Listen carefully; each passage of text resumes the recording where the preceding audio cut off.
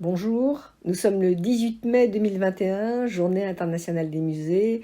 Et en France, c'est aussi la veille de la réouverture des musées après 201 jours de fermeture. Vous aimez les musées? Il vous en manquait? Dites-le. Je rêve de pouvoir retourner dans les musées. Ce qui me manque le plus, ce sont les émotions devant les œuvres. Moi, je ne peux pas passer de temps sans voir de la peinture. J'adore en plus l'espace des musées, profiter de l'espace de rêverie, de bonheur, de beauté que nous offrent les œuvres d'art. Donc moi, pour moi, les musées et la peinture surtout fait partie de ma vie. C'est pas toujours ce qu'on aime ou ce qu'on attend, mais c'est fascinant d'aller au musée. Dans les musées, c'est l'art de toutes les civilisations, l'art de tous les temps, les chefs-d'œuvre, mais également des œuvres plus modestes qui sont mises à la disposition de tous, à la portée de tous, à la portée de ceux qui n'ont pas la possibilité de les posséder et de les admirer quotidiennement, à la portée également de ceux qui ne peuvent pas parcourir le monde pour les découvrir là où ces œuvres sont nées, là où elles ont été créées.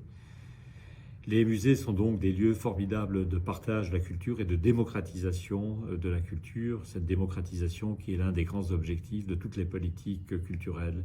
Les musées sont également des lieux non seulement de contemplation des œuvres, mais également de compréhension des œuvres, parce qu'elles sont confrontées les unes aux autres, elles dialoguent, elles nous permettent de mieux comprendre à quel point la civilisation, les civilisations ont tout au long de l'histoire de l'humanité eu comme seul horizon la création, l'intelligence et la connaissance.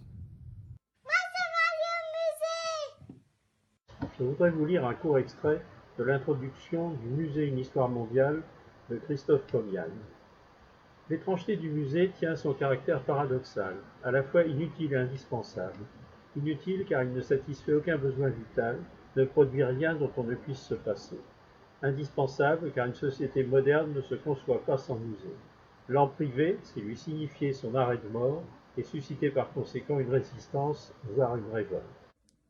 On attend toutes et tous avec impatience que le musée réouvre. C'est pour bientôt maintenant. Merci beaucoup à Ecom France. Les musées m'ont manqué parce que pour moi, ils sont une porte ouverte sur l'art, sur la culture, sur l'histoire. Pendant le confinement, on avait les livres, on avait la vidéo, mais c'est pas pareil, c'est des pratiques très individuelles. Je dis que les petits musées m'intéressent beaucoup plus que les grands. Moi j'attends, en plus je les attends de façon très précise, parce que on a annoncé cette expo Rodin-Picasso, pour moi ce sont les deux plus grands. Et donc je sais que dès le lendemain de l'ouverture, je me précipiterai ou chez Picasso ou chez Rodin, parce que ce sont des œuvres d'une telle sensualité que les livres, les images ne peuvent pas en rendre compte, vraiment. Donc il faut voir les œuvres en vrai. Et comme tout mon travail interroge l'histoire de l'art, c'est en permanence. Voilà. J'attends ça. Moi j'aime les musées parce qu'il y a des animaux, des dinos, et du coup, papa et moi, on est allés dans un musée à Vienne et on a trouvé un musée où à l'intérieur il y avait plein de dinos. Même on en avait un électrique. Oui, les musées sont essentiels, tout comme l'accès à la culture et au patrimoine laid. Les musées sont des lieux de rencontre, de partage, d'échange, de convivialité, d'ouverture d'esprit et aussi d'apprentissage. Les musées sont essentiels car ils représentent un pont entre le passé et le présent, un pont entre le particulier et l'universel. Il nous permet de découvrir comment les civilisations, à un certain moment dans leur histoire, ont essayé de mettre en avant ce qui est au-delà des moyens de subsistance. Les musées, il faut que ça aille vite, il faut pas traîner. J'aimerais bien prendre mon temps aussi souvent. L'œuvre initiale, l'œuvre originale, non pas une pâle reproduction dans un bouquin, et qui irradie quelque chose d'indéfinissable, mais que tu ne peux ressentir que quand tu es en face de ces objets. Pour moi, ils sont essentiels pour pouvoir s'évader, rêver, pouvoir échanger avec les visiteurs, les agents.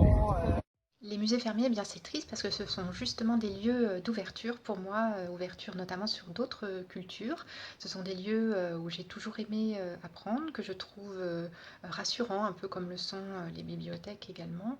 Rassurants parce qu'il y en a partout, en fait, des musées sur toutes sortes de sujets qui peuvent éveiller la curiosité, que l'on soit petit ou grand, et où on peut découvrir le monde, la nature, les cultures, le passé bien sûr, le présent et bien sûr imaginer le futur. Les musées m'ont pas manqué parce que ça fait pas partie des choses des endroits que je fréquente habituellement. Mais je peux comprendre que ça ait manqué à certaines personnes, tout comme la fermeture des bars et des cinémas a pu me gêner personnellement. Moi, je suis très content comme ça, on pourra voir les os des dinosaures. C'est resté fermé trop longtemps les musées. Heureusement qu'ils rouvrent. Merci, Icom France.